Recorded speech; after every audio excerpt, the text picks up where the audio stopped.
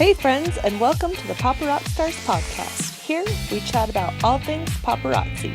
Tips, tricks, suggestions, and weekly challenges. All to help you grow and explode your paparazzi accessories business to rock star success. Hey there, rock stars, and welcome to another episode of the Papa Rock Stars podcast. My name is Anya, and I am your show host. Today we're going to be talking about professional image. Like it or not, first impressions are everything when you're meeting new customers, hostesses, and potential consultants. What are some of the things we should consider when getting dressed in the morning? Before we get into that, if you're doing the dishes, taking care of the kids, driving down the road, that is just fine. I have got all the notes taken for you, including the show image and anything else we talk about today. Head on over to paparockstars.com/professional-image. Everything is right there for you. Again, that's paparockstars.com/professional-image. The show quote that I was talking about just 1 second ago is actually really cute today. It's a girl kind of with a grumpy face on. She's kind of leaning on her arm, and the words say, "My boss said to dress for the job you want, so now I'm sitting here in a disciplinary meeting dressed in my Catwoman costume." Kind of a funny little meme just to kind of highlight what we're talking about today, which is, again, professional image. With that, let's jump into the call training. Having professional image helps communicate to others that you respect yourself and your job and even them. When you dress for success, success is what you're going to find. It's plain and simple. What you wear determines to a great extent how you act and treat yourself and even others. I remember watching an episode of a talk show that communicated this in a really memorable way to me. And this was back when I was a teenager, so a couple years ago. There were 5 or 6 ladies that were brought onto the show for a makeover. They came onto the stage for their before walk, and they were cursing at the audience, making faces, flipping them off. They were rude, they were vulgar, and had little respect for themselves or for those around them. They were soon whisked away for their makeovers, where their hair was styled, their makeup was done, and they had clothes put on them that covered more of the bodies, and that were pretty nice clothes. Then they were presented for their after walk to the stage. They were positively glowing. They were smiling. They were walking respectfully and acting dignified. The change was so stunning that if you doubted that it was even the same person, you had to really look at them to make sure it was the same person. But after hearing them talk, it was clear that they were the same person. They admitted to feeling more confident and happy by dressing in the clothes that were just a little bit nicer. So why is professional image important? Well, if you're going in for a job interview, would you wear your PJs or your grubby clothes? Probably not. You want to make a good impression on the person who's interviewing them and let them know that you're serious about the position you're applying for. Now, this is most quickly communicated by your appearance. I know some of you are into numbers. I like numbers too. So let's jump into some statistics. Studies show that you only have 7 seconds to make an impression on someone, and in that 7 seconds, 93% of the other person's opinion of you is influenced by your tone of voice, your appearance, your body language, and your attitude. So only 7% of the impression that goes off is what you're actually saying. Are you starting to see why it's important to kind of present yourself professionally? Another great reason for dressing to impress is because you are a blank canvas for displaying your latest and greatest jewelry. You want the beauty of the jewelry to shine through and to create interest without your customers becoming distracted. So if you're wearing a pair of sweatpants and a really nice necklace, it's kind of off-putting. It doesn't really send a very good message.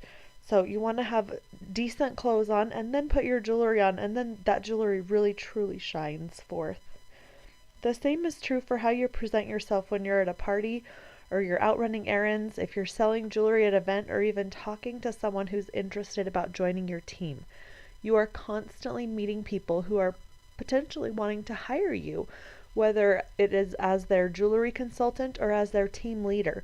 So it's important that you communicate that you're serious about what you do with what you wear. So now some professional image guidelines. You can look online and find some. You can talk to your team leader and see what they recommend. This is what I recommend, just as kind of some guidelines. Again, it's up to you, but here's some good kind of rule of thumbs. Keep your hair clean and maintained, whether that's a haircut or just brushed, whatever works on that one. Wear little or no fragrance. Sometimes people wear really strong perfumes, and that can actually be offensive to some people. So wear just a little bit or choose to leave it off. Dress to flatter your body type.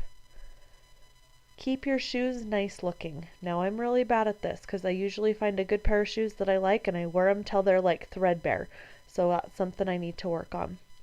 Keep your nails clean and maintained. This is also something that is important for your business because we're wearing rings, people.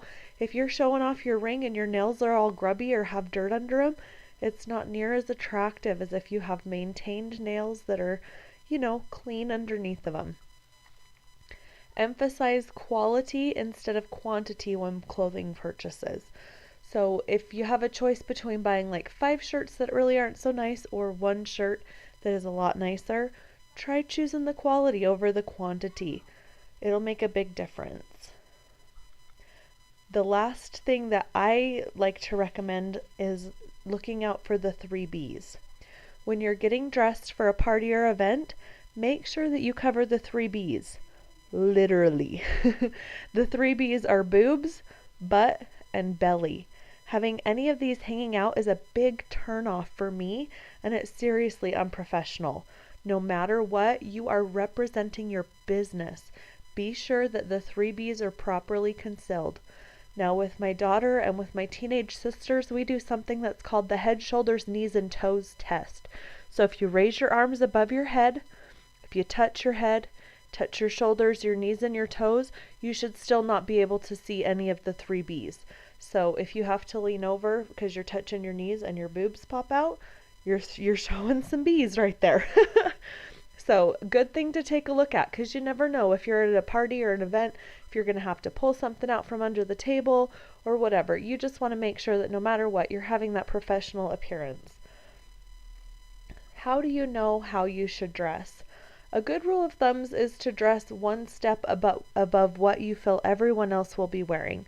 So if you're doing a party and you kind of think your guests are most likely going to be wearing jeans, wear a nice pair of slacks and a nice shirt. Be sure your hair is styled and maybe a touch of makeup. It's just like dressing too casual could be bad for your business. Dressing too fancy can also have the same effect. So if you go to an event wearing a ball gown and everybody else is in t-shirts and shorts, it's going to be kind of a turnoff unless you're selling, like prom dresses.